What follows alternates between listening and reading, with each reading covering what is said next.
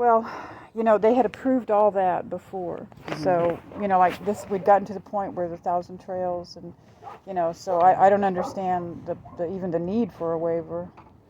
Yeah. And or the fact that it could not be approved. I just know I'll tell you what happens, ma'am. Okay. What happens is that they allow us to do $2,000 for a housing resolution, and this is definitely a housing resolution. Yes.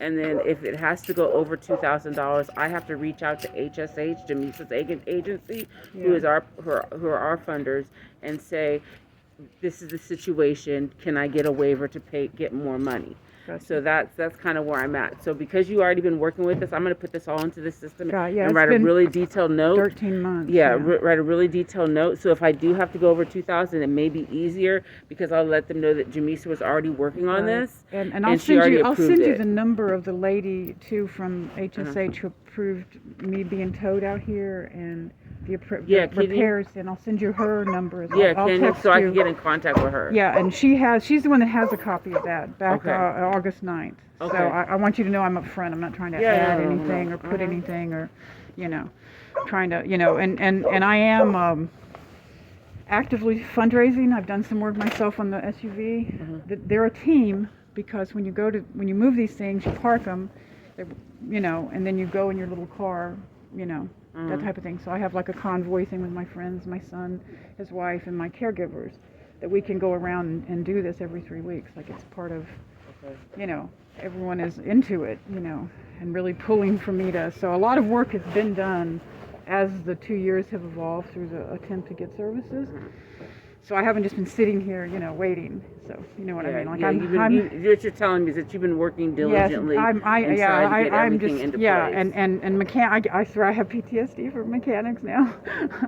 But that's just like house remodeling or anything. You're going to get your feelings about it and disappointments. So getting this running is like a life support for me. Yeah. And it's a question of a death with dignity. Is really what it's coming down to. That's all. I don't have to go anymore. So, thank you. Well, we're gonna do what we can to help you. Okay. Thank you for your time. Welcome. I appreciate it. Yeah, most definitely. Thank you.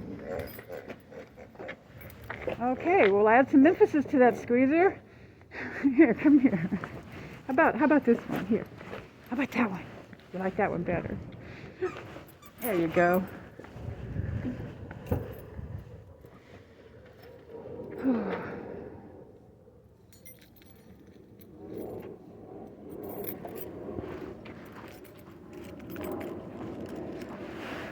Oh, this is nerve-wracking.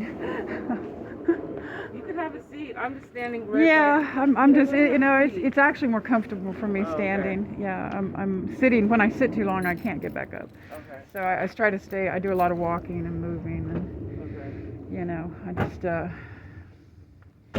if you don't move, you don't live. Yeah. I believe you stay healthier longer by moving along. All right, I want to ask you a question. So how did the vehicle get here? Towed. It was towed? Yeah. Why was it towed? It was towed because of the city needed it to be removed from encampment area. Why it wouldn't drive? I wouldn't have it drive. Yeah. When was the last time you was able to start this car? Just sticking it August in and August of 2021. 2021. Exactly a year ago. How far did you go at that point? From the other side of about 3 miles, and a week before that we'd gone the whole stretch of Great Highway. A week before that. Okay. So it actually was all. So at what point in time when you was able to stick the key in the ignition and try to start it and wouldn't start? It's me, because I don't know how to squirt it to make it start. Well, you don't have to squirt a car to do that. Yeah, I know, but the last time that happened was when that first mechanic, without the squirting, that was when that first mechanic worked on it. We waited for funding that didn't come through, and he just split with my $700, and we never finished the. And ever since then. Did anybody ever tell you what was wrong with the car or anything like that? Why it wouldn't start? And fuel pump. Why would we have problems with the car? Fuel pump, and that was it. Fuel pump, and then and the reason it won't pass smog is the gasket around the column, the shifting column, and then there's rust on the tailpipes back there. Okay, thank you. All right. Yeah, it was when it stopped, it was running. Like when we pulled in over there at the Great Highway, and it eventually became an encampment, It was running fine. Highway, Brakes. Is Great Highway, is that San Francisco or Richmond? San Francisco. San Francisco. Yeah. Yeah. So, yeah, when we pulled in there, it had brakes because somebody had run in front of the RV and we had to slam on the brakes. So we know there's brakes. And pulled in, turned it off, but to turn it back on, it won't turn back on. Even after running it, you know, the battery's hot from driving it. Could be the alternator too. I've been told it needs a new alternator. That might be part of the reason it's just not starting, is the alternator. So, but I don't know that. That's why I didn't go there, because I don't know that. And we'll see.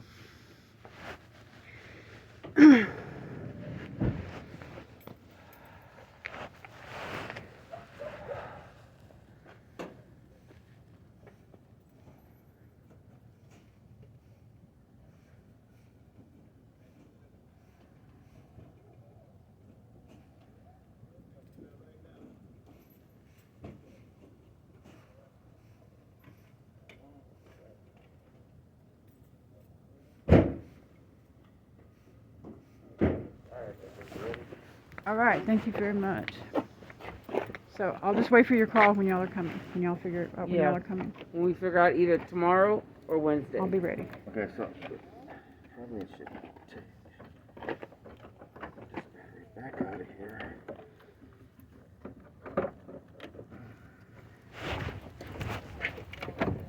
Hold on a second.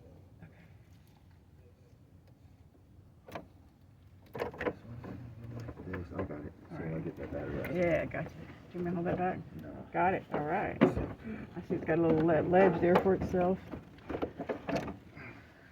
That is a sucker to get out. Thank you very much. Right on.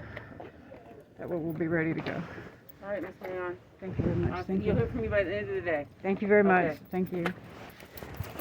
Nice meeting you. Nice meeting you.